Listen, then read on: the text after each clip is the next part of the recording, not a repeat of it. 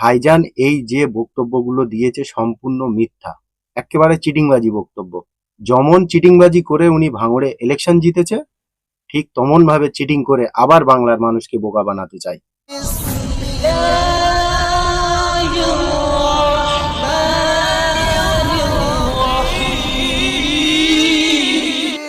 আসসালামু আলাইকুম বন্ধুরা, আমার নাম মোহাম্মদ আব্দুল হাবিব মন্ডল আর আপনারা দেখছেন হাসিম মিডিয়া। আজকে একটা ইন্টারেস্টিং ভিডিও আপনারা প্রথম দেখেন। ভাঙড় যদি আমি হেরেও যাই তাও হসপিটাল আমি করবো, এই কথা দিয়ে গেলাম। বর্তমান এই সময় আইএসএফ এর কাছে সব থেকে বড় প্রশ্ন আব্বাস সিদ্দিকী, নওশাদ সিদ্দিকীর কাছে, যে ভাঙড়ে হসপিটাল হয়নি কেন।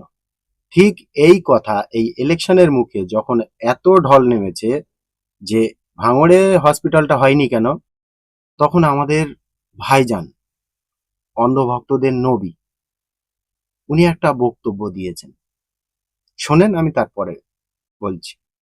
এটা ভেবেছিলাম আমি ভাঙড়ে গিয়েই বলবো, কিন্তু আপনি যখন জিজ্ঞেস করছেন আপনাকে তো একেবারে মুখ ঘুরিয়ে দিতে পারি না। আমার ওখানে যতগুলো লাইন আছে তাদের মাধ্যম দিয়ে আমি যতবার জমি খরিদ করতে গেছি সব জায়গা থেকে মানুষ রেডি গেছে দেবে বলে। লাস্ট পর্যন্ত কি উত্তর এসছে যে আমাদের উপরে চাপ আছে, এমনও হতে পারে জমি দখল হয়ে যাবে, আমাদের প্রাণ নাশ হতে পারে, সেই ভয়ে তারা দিতে পারছে না। আমি তো বললাম তো, যে সন্ত্রাসীটা ও করে ওর ক্যাডার গুন্ডা বাহিনী দিয়ে, তাহলে আজকে ভাঙড়ের মানুষ এখনো ভোট হতে বাকি আছে তো এক্ষুনি বলুক যে আমি কেউ জায়গা দিচ্ছি, আমি আমার যে মেহনত করা পারিশ্রমিকের পয়সা সেই পয়সা থেকে আমি এক্ষুনি জায়গা বাইনামা করে দিচ্ছি, এক্ষুনি। আজ বললে কালকে টাকা দিয়ে দেবো, আমার অ্যাকাউন্ট থেকে টাকা চলে যাবে এক্ষুনি। আপনার ডাইরেক্ট চ্যানেলে বলছি, আজকে কেউ বলুক যে আমি জায়গা দিচ্ছি, আজকে বলবে কালকে আমি বাইনা দিয়ে দিচ্ছি। আমি যদি জায়গা কিনতে না পারি আমি কোথায় করবো? কি জুলুমটা যে আমার উপরে হচ্ছে, আমার ছেলেদের উপরে হচ্ছে, সেটা তো ওই এলাকার মানুষ জানে। প্রথম একটা প্রশ্ন, ভাঙড়ে জিতে আছে আইএসএফ, তাহলে প্রেশার গুলো কে ক্রিয়েট করছে?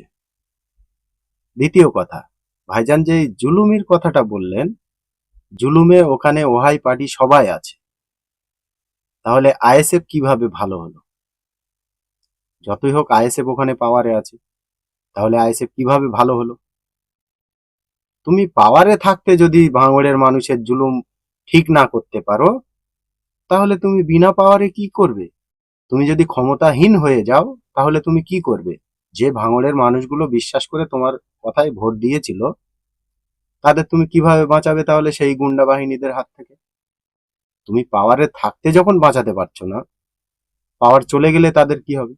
ইন শর্ট বন্ধু, এই কথাটা কোনোদিন সত্য না যে ভাঙড়ে আইএসএফ এর উপরে অত্যাচার হচ্ছে। অত্যাচারী ওখানে দুজনাই আছে, ওহাই পক্ষে। আর এই যে জমি দেওয়ার কথাটা ভাইজান বলল, যে আমি জমি পাইনি বলে ওখানে হসপিটাল হচ্ছে না,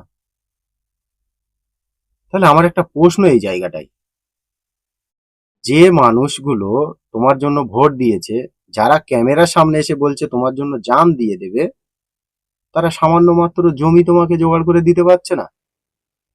এটা কিভাবে সম্ভব হয়?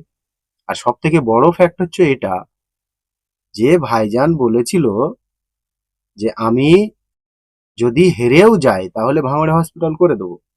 আজকে এই 5 বছর পরে যখন মানুষ প্রশ্ন করছে যে হসপিটালটা কোথায়, তখন তুমি এই স্টেটমেন্টটা দিন কেন যে আমি জমি পাইনি? এর আগেও তো 4 বছর ছিল, এর আগেও তো তুমি জানাতে পারতে পাবলিককে যে আমি জমি পাইনি বলে আমি হসপিটালটা করতে পারছি না, আপনারা আমার সহযোগিতা করুন। তো ভাইজান এই যে বক্তব্যগুলো দিয়েছে সম্পূর্ণ মিথ্যা, একেবারে চিটিংবাজি বক্তব্য। যেমন চিটিংবাজি করে উনি ভাঙড়ে ইলেকশন জিতেছে, ঠিক তেমন ভাবে চিটিং করে আবার বাংলার মানুষকে বোকা বানাতে চায়, শুধুমাত্র এই ভোট নেওয়ার স্বার্থে। এই 3টি কথার ভিতরে ভাইজানের মিথ্যা ধরা পড়ে। অত্যাচারী শুধুমাত্র টিএমসির কর্মীরা ভাঙড়ের বুকে একা নয়, আইএসএফ এর যত কর্মী আছে তারাও অত্যাচার করে টিএমসির কর্মীদের সাথে। কিন্তু ভাইজান এই কথাটা মিথ্যা কথা বললেন। আর যে জমি দেওয়ার কথা উনি বলছে, যে জমি তারা দেয়নি এই কারণে তাদের জমি কেড়ে নেওয়া হবে, তাহলে এই কথাটাও সম্পূর্ণ মিথ্যা। কেননা ভাঙড়ে আইএসএফ জিতে আছে, ক্ষমতায় আইএসএফ আছে, তাহলে ক্ষমতাশীল ব্যক্তির কাছ থেকে যদি জমি কেড়ে নিতে পারে, তাহলে তুমি কেমন ক্ষমতাশীল হলেন? আর দ্বিতীয় কথা, যে ভাঙড়ে তুমি জমি পাওনি বলে হসপিটাল করতে পারোনি, এই কথাটা তোমার এখন মনে পড়েছে কেন? আর 4 বছর তুমি কোথায় ছিলে? ঠিক ইলেকশনের সময় তোমার মনে পড়ে গেছে যে আমি ভাঙড়ে জমি পাইনি বলে হসপিটাল হয়নি? এর আগেও তো তোমাকে ওই প্রশ্ন করা হয়েছে যে ভাইজান ভাঙড়ে হসপিটাল কোথায়, তখন তো বলতে পারতে যে জমি নিয়ে লাফড়া হচ্ছে। ইন শর্ট বন্ধুরা, পুরো কথাগুলো সব চিটিংবাজি কথাবার্তা, একটাও এই কথার ভিতরে সততা নেই। যে বা যারা এই কথা শুনে নাচানাচি করছে তারা সকলেই দেখেন ঘুরে ফিরে অন্ধভক্ত।